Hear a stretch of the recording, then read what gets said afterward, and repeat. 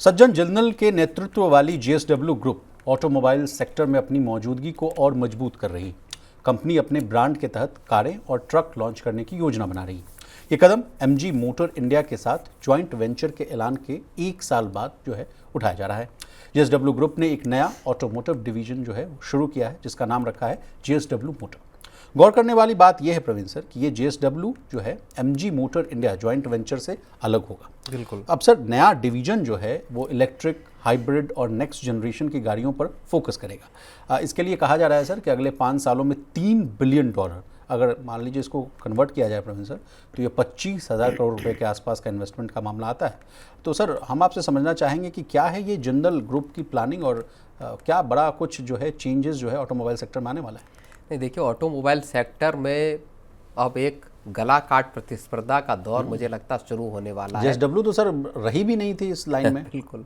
और जैसा हमने टेलीकॉम सेक्टर में देखा अब से 10-12 साल पहले कि एक ज़बरदस्त की कट थ्रोट और लंबी चौड़ी कई सारी कंपनियां थीं, भारत का ऑटो सेक्टर अब उसी तरह की चीज़ों का गवाह बनता हुआ दिखाई दे रहा है। सबसे ज़्यादा बड़ी खतरे की घंटी मुझे लगता है कि जो टाटा है, महिंद्रा है, मारुति भी अब समझ लीजिए, क्योंकि ईवी में वो भी आ गए हैं, इनके लिए पैदा होने वाली है। क्योंकि जो जिंदल जो जेएसडब्ल्यू मोटर्स है, पैसे की कमी है नहीं। 26,000 करोड़ रुपए, लगभग 25-26,000 करोड़ रुपए का 5 साल में इन्वेस्टमेंट का प्लान है, लंबा चौड़ा जी।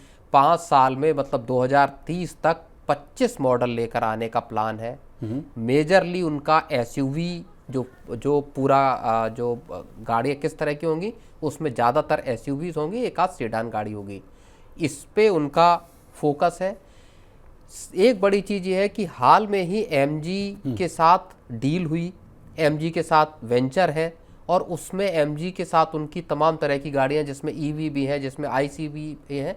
इसके बाद अलग से जेएसडब्ल्यू एक इंडिपेंडेंट कंपनी खड़ी कर रही है, जिसमें उनका ये भी कहना है कि हम किसी के साथ इसमें किसी को भी इसमें पार्टनर नहीं बनाएंगे, यानी कोई स्टेक सेल नहीं होगा, किसी तरह की दूसरी कंपनी की हिस्सेदारी नहीं होगी।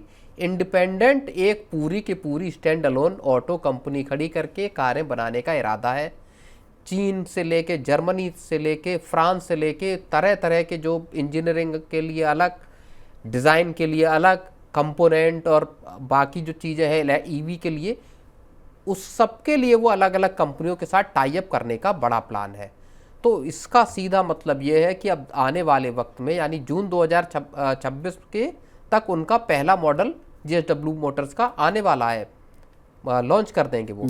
इसका मतलब ये है कि देश का जो ऑटो सेक्टर है उसमें अब एक कड़ी प्रतिस्पर्धा देखने को मिलेगी, और कस्टमर्स को सीधे तौर पे एक अलग चॉइस भी दिखाई दे सकती है। लेकिन सर एक सवाल मेरे मन में ये आ रहा है कि ऑटो सेक्टर में ये कंपनी क्यों कूदना चाहती है? इसके पीछे के कारणों को भी हम आपसे समझना चाहेंगे। नहीं, देखिए, अब उसमें सीधी बात ये है कि ये एक बड़ा मौका है, एस्पिरेशनल आबादी है। सरकार ने जो अब जीएसटी की छूट दे दी, इसने तो कंपनियों को और उत्साहित किया है। अब आप ऐसे समझो ना, पहले ही दिन नवरात्र के मारुति ने अकेले 30,000 गाड़ियां बेची, 17,000 गाड़ियां बेची हुंडई ने। तो सबको अगर आप मिला लेंगे तो 60-70 हज़ार गाड़ियां एक दिन में, अगर जिस मार्केट की ताकत ये हो कि 70-80 हज़ार गाड़ियां एक दिन में जहां बिके, तो उस मार्केट में फिर पोटेंशियल लंबे है। प्लस मारुति ही अकेले एक्सपोर्ट में 100 से ज़्यादा देशों में कर रही है। हुंडई दुनिया भर में अपनी गाड़ियों को भारत में बनाती है और बेचती है। टाटा से दुनिया भर के मार्केट्स में बेच रही, महिंद्रा बेच रही है।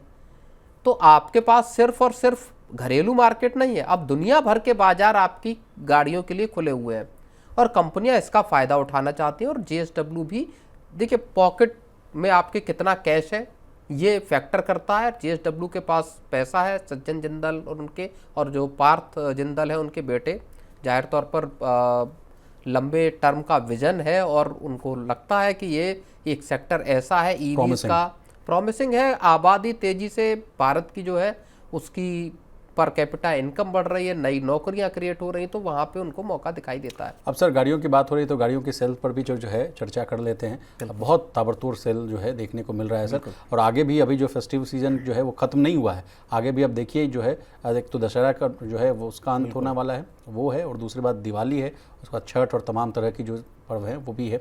तो क्या सर आगे भी और सेल्स देखने को मिलेगा, या दूसरा सवाल मेरा आपसे ये कि एडिशनल बेनिफिट्स जो है क्या आपकी भी बात हो रही है कि सर कोई कार डीलर्स हैं कि नहीं, क्या बातें सामने आ रही है? नहीं, बिल्कुल कार डीलर हैं, कार कंपनियां हैं, उनके जो ऑटो डीलर हैं वो संपर्क करते हैं।